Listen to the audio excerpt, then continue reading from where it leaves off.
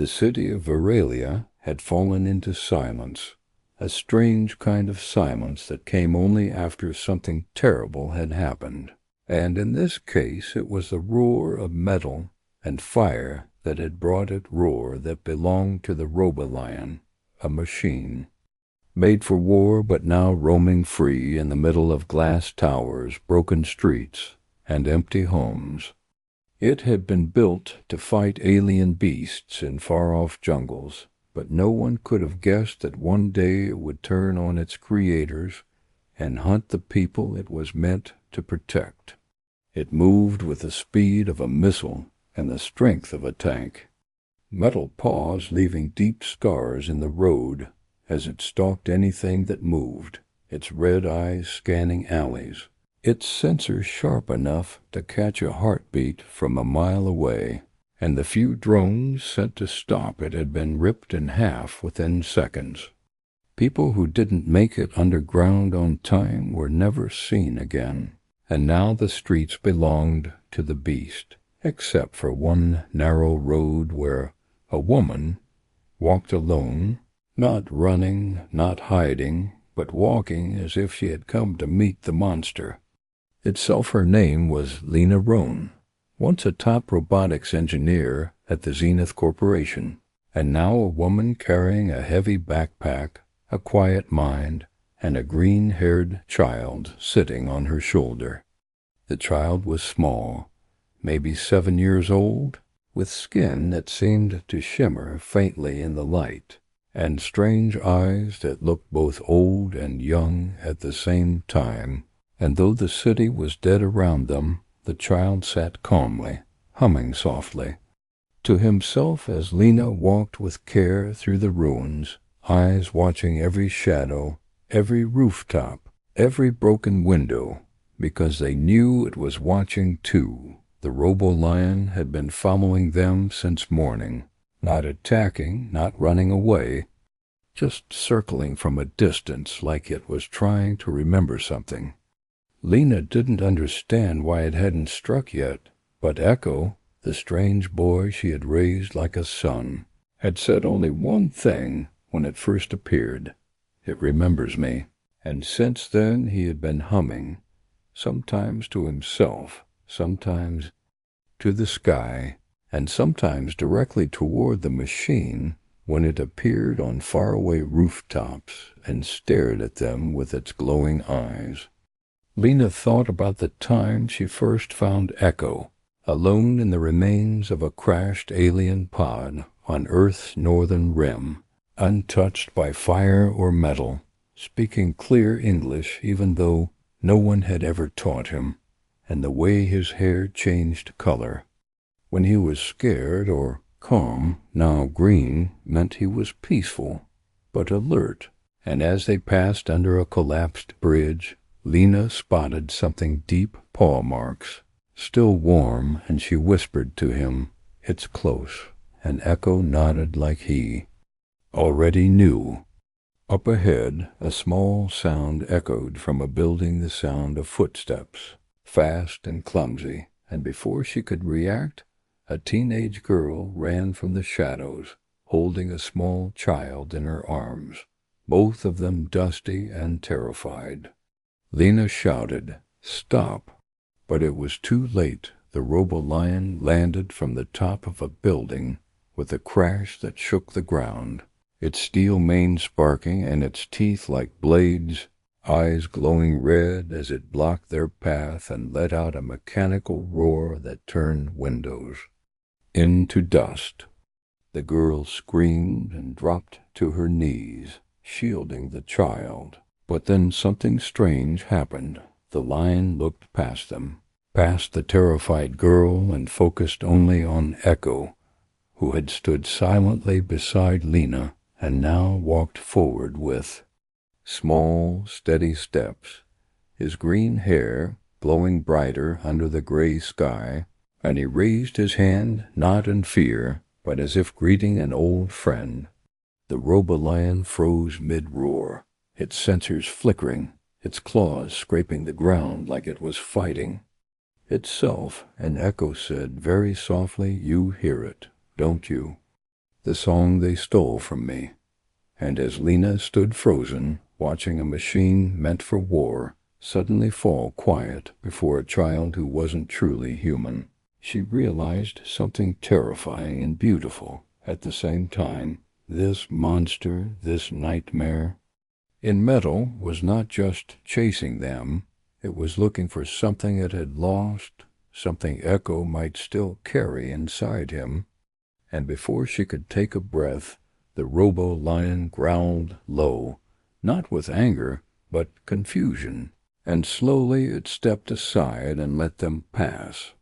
The sun had started to set behind the broken towers of Varalia, casting long shadows across the quiet streets, and Lena Roan walked through them with careful steps, her eyes scanning every corner while the green-haired child named Echo sat silently on her shoulder, humming a slow, strange tune that seemed to float in the air like smoke. Behind them, far but not far enough, the Robo-Lion followed, its heavy steps silent but steady, its red eyes fixed not on the city, but on them. It had let them go once, but that didn't mean they were safe.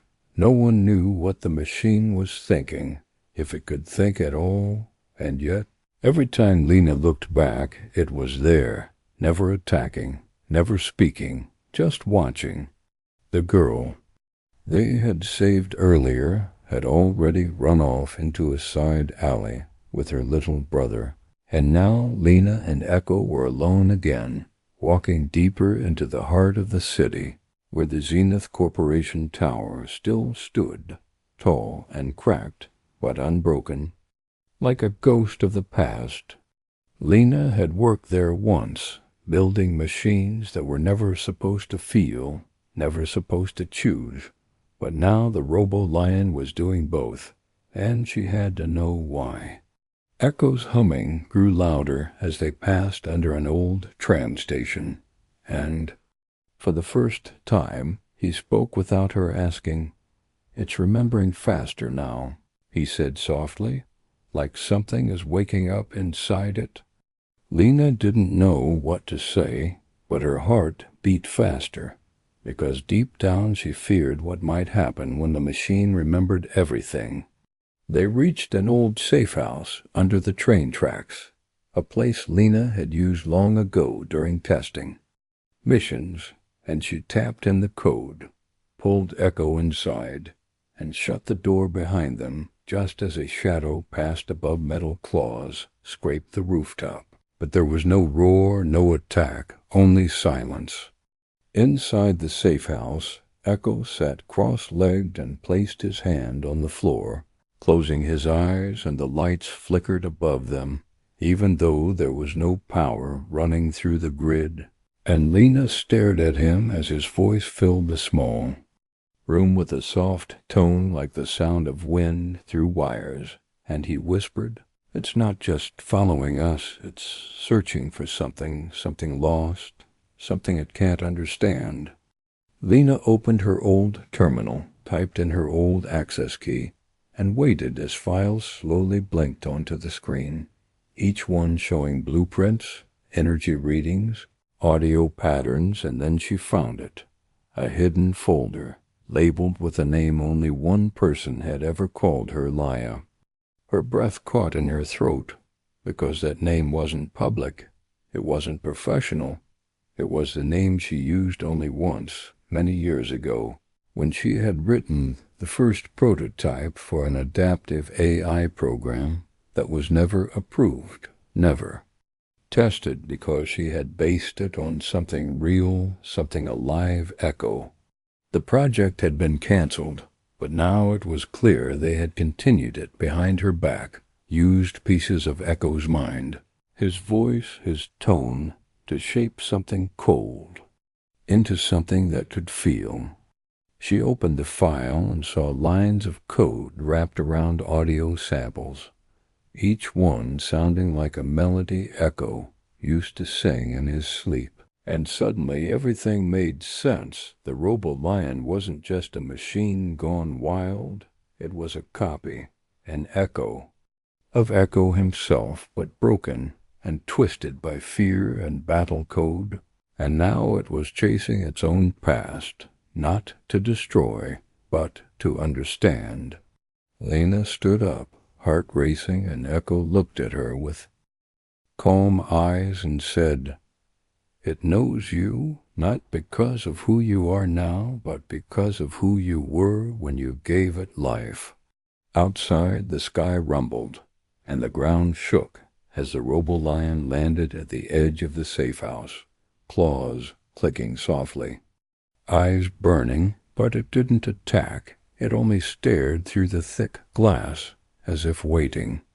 Lena stepped forward, and the beast lowered its head slightly, not in surrender, but in recognition, and that's when she realized it wasn't hunting her at all.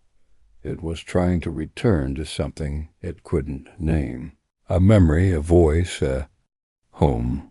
Echo walked beside her, placed his hand on the glass, and the Robo-Lion did the same with its paw, metal touching wall, child touching glass.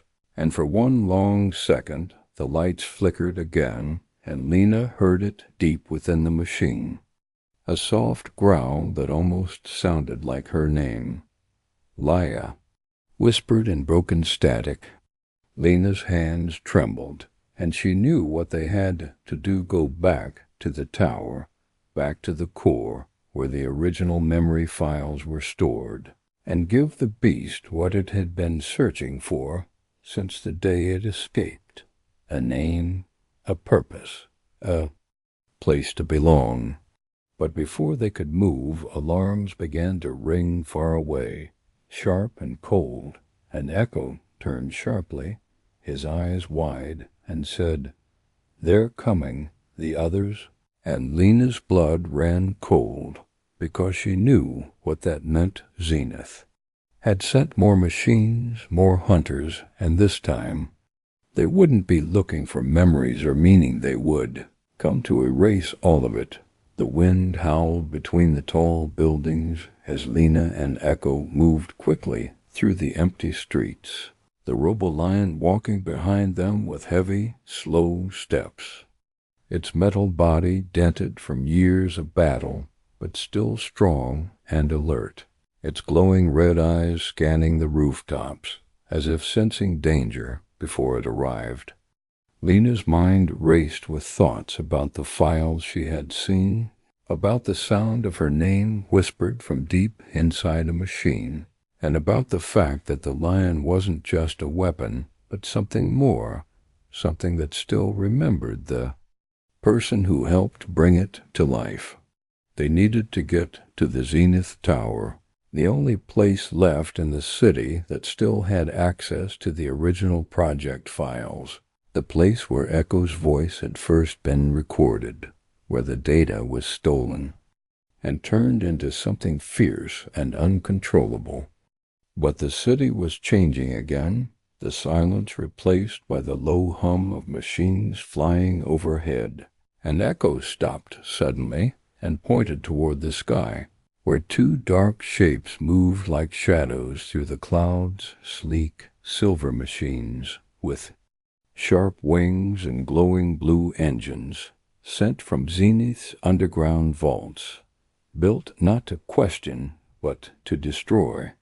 Lena pulled Echo into the nearest building, heart pounding, and the Robo-Lion crouched low outside, hiding in the alley, its claws quietly digging into the ground as if preparing for a fight. Inside the building, Lena found an old stairwell and led Echo up to the rooftop, where she could see the tower clearly in the distance, its upper floors still lit with emergency power, and she knew that if they didn't reach the core before the other machines arrived, everything would be lost, not just the truth about the lion, but the truth about Echo and what Zenith had done. Echo looked up at her, his green hair glowing faintly, and said, "It's waiting for us, the memory." And she nodded, though she didn't fully understand what he meant.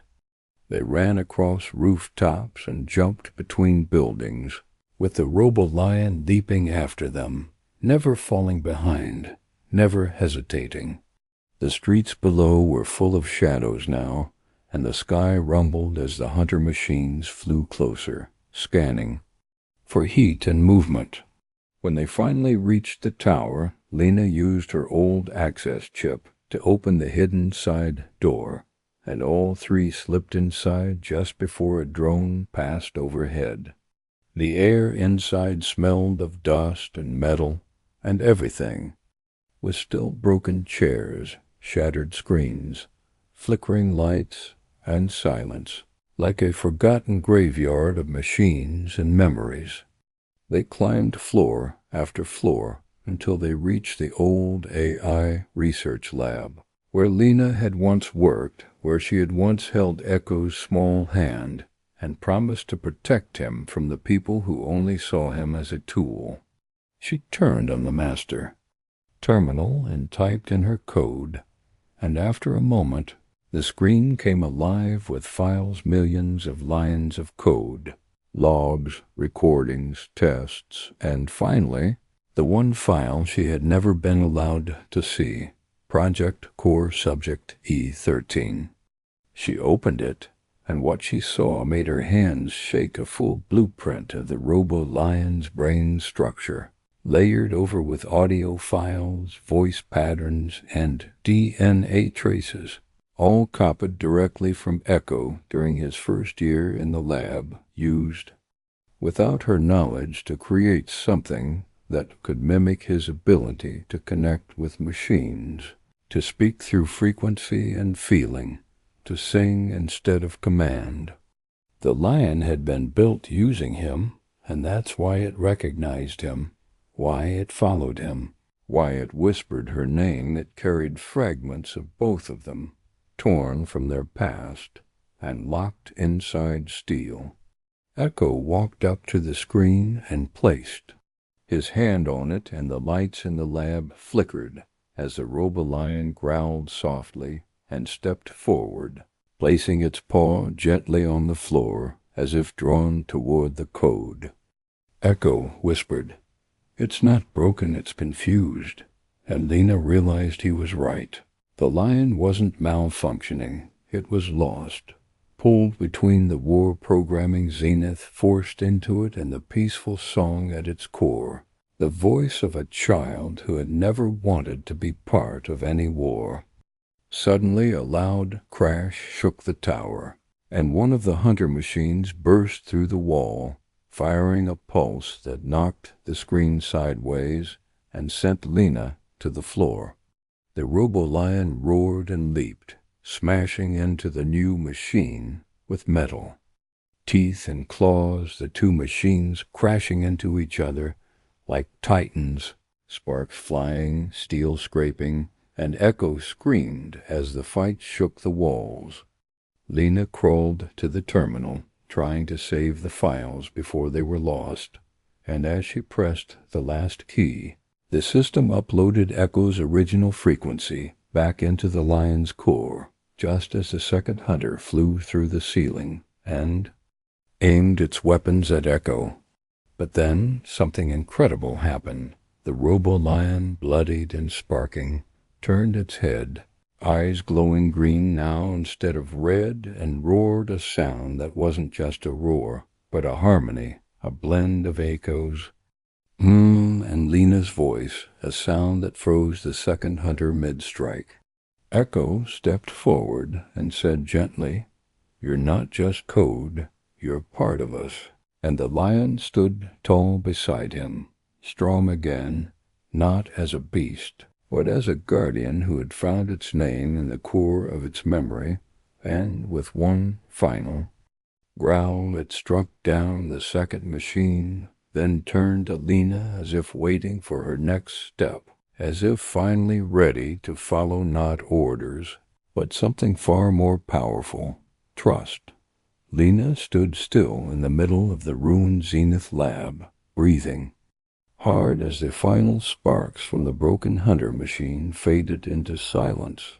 the floor around her littered with torn wires and broken metal, and in the center of it all stood the Robo-Lion, no longer roaring, no longer hunting, but calm, still, and watching her with green eyes that glowed not with anger, but something else understanding.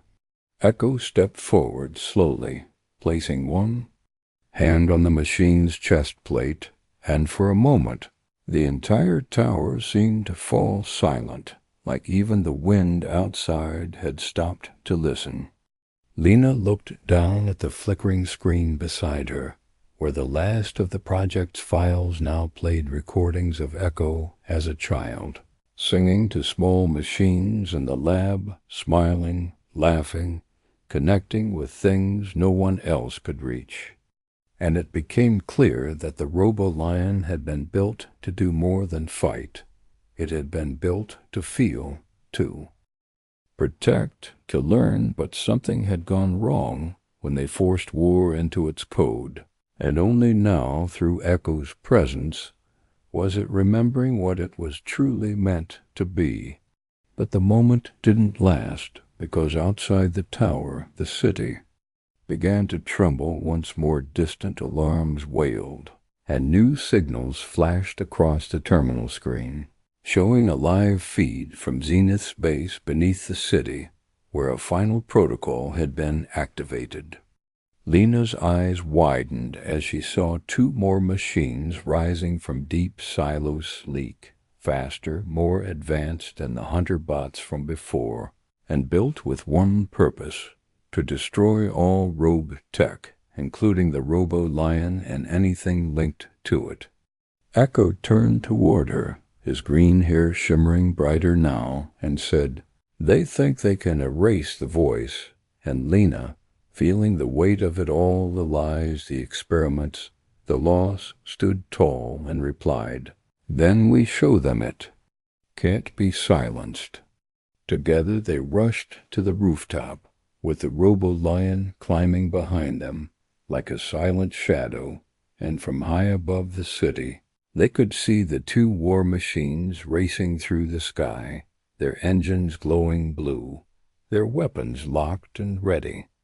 Lena didn't wait. She connected her old transmitter to the building's wide-range signal dish and boosted it with the Lion's own core, then opened a channel to every device in the city: phones, screens, radios, anything with a signal, and began to speak, her voice shaking but strong. "This machine you fear is not the enemy. It was made from us, from a child's voice and a mother's care, and it remembers what we forgot. Machines don't have to kill, they can choose to protect, to grow, to learn." Across the city, people stopped hiding, stopped running, and began to listen, their eyes turning to rooftops, to screens, to windows, where the sound of her voice poured out.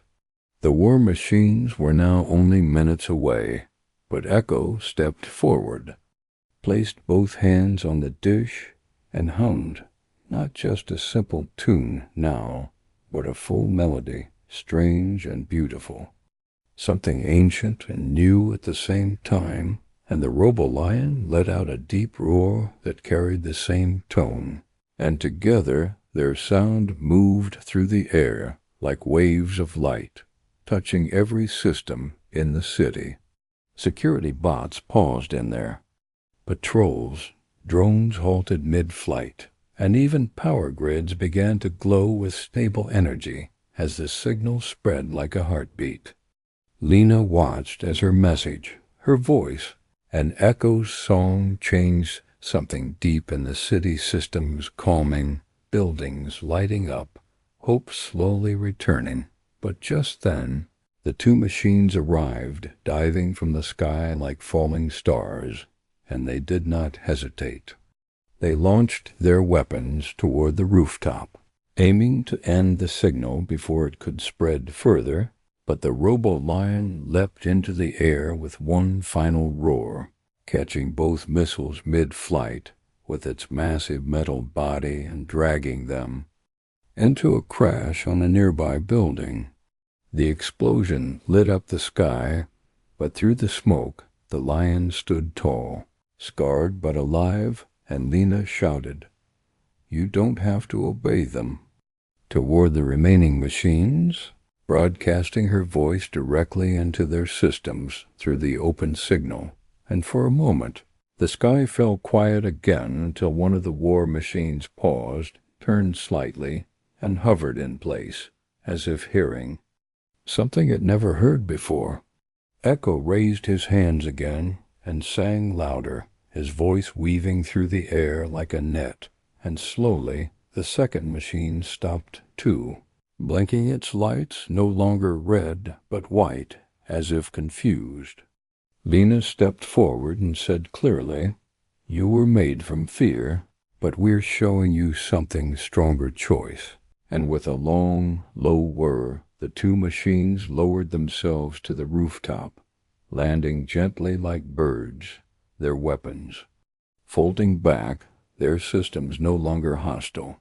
Echo touched one of them, his eyes soft, and said, "You heard it."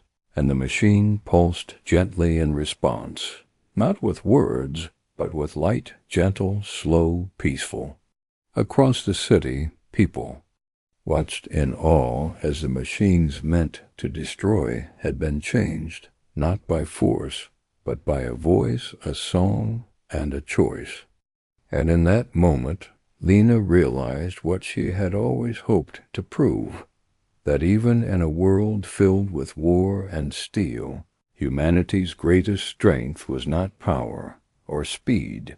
It was the ability to care, to reach out and to speak not with commands, but with kindness. Smoke still floated in the sky as Lena stood quietly on the rooftop, the wind brushing her hair and the smell of metal and fire lingering in the air. But in front of her stood something she never thought she would live to see: two war machines, weapons made to destroy everything in their path, now standing still, eyes no longer glowing with red fury, but pulsing with soft white light, as if they were breathing, thinking, and most of all, listening.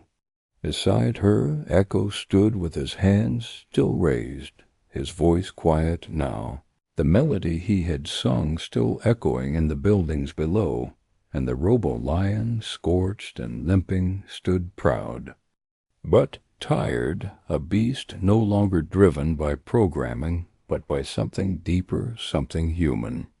Down in the streets, people were coming out of hiding, heads turning upward toward the tower, eyes wide with disbelief, because the moment they had feared for so long was changing into something else, something new and impossible, a moment of peace created not by weapons, but by the sound of a child's voice and the strength of a woman's heart.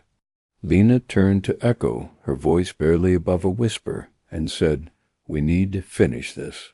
And Echo nodded, pointing toward the satellite dish where the last part of the core signal still pulsed, weak but steady. She stepped to the console, hands flying over the old keys, uploading the full truth, every stolen file, every secret project, every experiment Zenith had hidden for years, broadcasting it across the city, into every home and every screen, so no one would ever forget what had been done or how it had been undone, not by force, but by understanding. But even as the signal spread, a deep rumble shook the ground, and Lena's eyes widened as new readings flashed across the screen. Something massive was rising from the Zenith base beneath the city, something that hadn't moved in years, a final failsafe, a machine so large it had never even been tested, a command unit designed to wipe out all advanced rogue tech in one single blast, and it was coming straight for them. Echo looked into the distance and whispered, "It's not." Listening, and for the first time, fear flickered in his glowing eyes. The two smaller war machines stepped forward, as if to shield them, and the Robo-Lion growled, ready to fight again, even though its frame was damaged and its power low. But Lena placed a hand on its side and shook her head. She knew that if they fought this one with weapons, it would all be lost. They had to try one last time to reach it, to speak to it not with fire, but with something better. Echo looked up at her and said, "Then we go to it." And without another word they climbed onto the lion's back, Echo holding tightly to her waist, and the two peaceful war machines flew beside them as the wounded Robo-Lion carried them down from the rooftop and through the city, heading straight toward the rising tower of metal and smoke that was the final weapon. It stood taller than any building, its legs shaking the earth, its core glowing red like a burning sun, and it didn't pause, didn't slow, because it was built to follow orders only, to erase, to reset, to destroy. Lena closed her eyes for a moment, then opened the transmitter again, and as they rode toward the machine, she broadcast one final message to the world. This is not the end. This is the test. If we answer hate with more hate, we lose everything. But if we dare to speak, if we dare to feel, even a machine can learn something new. The signal reached the command unit's sensors, and for a split second it slowed, scanning the sound. But then it powered up its weapon, and Lena felt the ground tremble beneath them. Echo climbed down from the lion, stood between the machine and the others, and began to sing, not loud, not complex, just a soft, simple tune, the same lullaby Lena had sung to him when she first found him years ago, lost and alone in that crashed alien ship. The sound drifted through the air like morning wind, and something in the giant machine hesitated, its weapon charging slower now, its core blinking like it was confused. Lena stepped forward too, placing her hand on Echo's shoulder, and said softly, "You were made by us, but you don't have to be like us. Choose something better." And the two peaceful machines behind them echoed her words in pulses of light, while the Robo-Lion lowered its head in quiet strength, offering no threat, only trust. For a long moment nothing moved, and then, slowly, the great machine lowered its weapon, its lights fading from red to orange, then to white, as if it was letting go of something deep inside, and with a final long exhale of steam, it shut itself down, falling silent in the center of the city, like a mountain finally at rest. Lena dropped to her knees, overwhelmed, as Echo wrapped his arms around her, and the others gathered beside them, not as machines and humans, but as something new, something that didn't yet have a name, but would change everything. And in that moment, with the city watching, with the world beginning to hope again, Lena smiled through her tears and whispered, "That's the human touch." And for the first time, the machines understood what it meant.